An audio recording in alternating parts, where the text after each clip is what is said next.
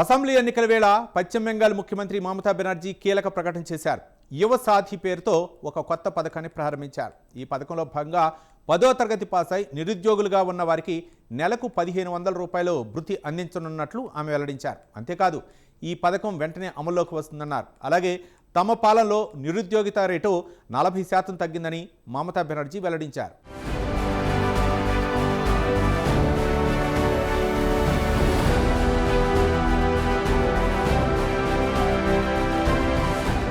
మరో 2 నెలల్లో పశ్చిమ బెంగాల్లో ఎన్నికలు జరగనున్నాయి. ఈసారి బెంగాల్లో ఎలాగైనా విజయం సాధించాలని భారతీయ జనతా పార్టీ సర్వశక్తులొడ్డుతోంది. అయితే బీజేపీ ప్రయత్నాలను తృణమూల్ కాంగ్రెస్ అధినేత్రి ముఖ్యమంత్రి మమతా బెనర్జీ తీవ్రంగా ప్రతిఘటిస్తున్నారు. ఈ నేపథ్యంలో టీఎంసీ, బీజేపీ మధ్య తీవ్ర పోటీ నెలకొంది. అయితే కాంగ్రెస్, సిపిఎంల పోటీ నామమాత్రం కానుంది.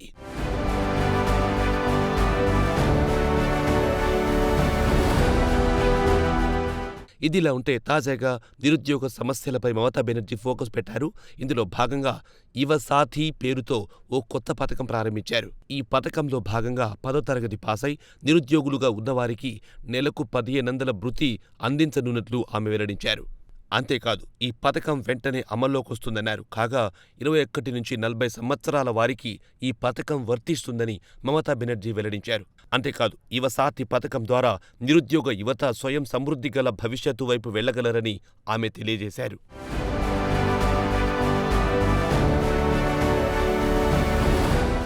వాస్తవానికి యువ సాథి పథకాన్ని ఏప్రిల్ 1వ తేదీన ప్రారంభించాలని తాను భావించినట్లు మమతా బెనర్జీ వెల్లడించారు. అయితే మార్చి 8న అంతర్జాతీయ మహిళా దినోత్సవాన్ని పురస్కరించుకుని యువ సాథి పథకాన్ని అప్పటికప్పుడు ప్రారంభించినట్లు మమతా బెనర్జీ తెలియజేశారు.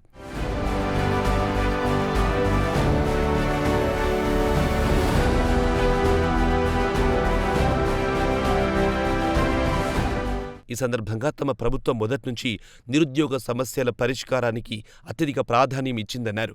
అనేకసార్లు నిరుద్యోగులకు తమ సర్కార్ అండగా నిలిచిందన్నారు. నిరుద్యోగంపై గత 5 ఏళ్లుగా తాము చేసిన పోరాటం మంచి ఫలితాలనిచ్చిందన్నారు మమతా బెనర్జీ. మొత్తంగా తమ పాలనలో నిరుద్యోగిత రేటు 40% తగ్గిందని మమతా బెనర్జీ వెల్లడించారు.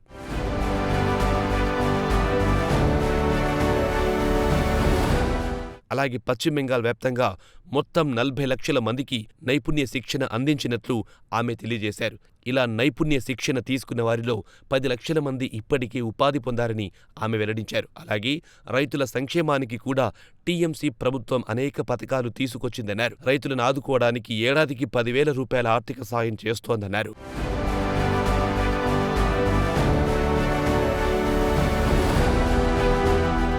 అలాగే బెంగాల్ను పారిశ్రామికంగా అభివృద్ధి చేయడానికి చేయాల్సిందంతా తమ ప్రభుత్వం చేస్తోందన్నారు మమతా బెనర్జీ.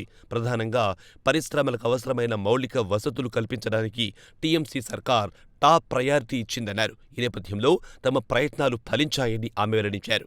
దీంతో బెంగాల్లో పరిశ్రమలు ఏర్పాటు చేయడానికి అనేక పారిశ్రామిక సంస్థలు ముందుకొస్తున్నాయని మమతా బెనర్జీ వెల్లడించారు.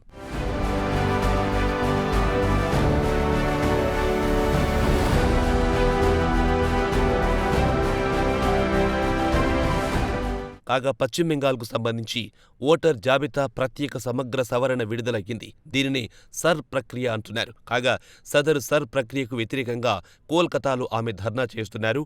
అంతేకాదు సర్ ప్రక్రియ అంతా లోపాల పుట్ట అని ఆమె ఘాటు ఆరోపణలు చేశారు.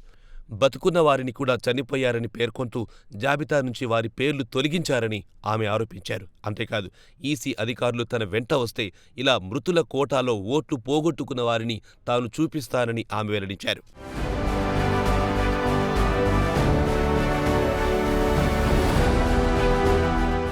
అయితే సర్ ప్రక్రియపై మమతా బెనర్జీ మొదట్నుంచి యుద్ధం చేస్తున్నారు. ఈ నేపథ్యంలో ఒక దశలో సర్ ప్రక్రియకు వ్యతిరేకంగా ఆమె సుప్రీంకోర్టును కూడా ఆశ్రయించారు. అంతేకాదు లాయర్ల సాయం లేకుండా సుప్రీంకోర్టు ధర్మాసనం ఎదుట తన కేసును తానే వాదించుకున్నారు. దీనికోసం ఆమె సుప్రీంకోర్టు ప్రత్యేక అనుమతి కూడా తీసుకున్నారు. అయితే రాజకీయాల్లోకి రాకముందు మమతా బెనర్జీ కొంతకాలం న్యాయవాద వృత్తిలో కొనసాగారు. అయితే ఒక రాష్ట్ర ముఖ్యమంత్రి నల్లకోటు వేసుకుని స్వయంగా సుప్రీంకోర్టు వాదనలు చేయడం ఒక అసాధారణ విషయం. అయితే సర్ ప్రక్రియ అమలుకు అనుకూలంగా సుప్రీంకోర్టు ఆదేశాలు జారీ చేయడం విశేషం.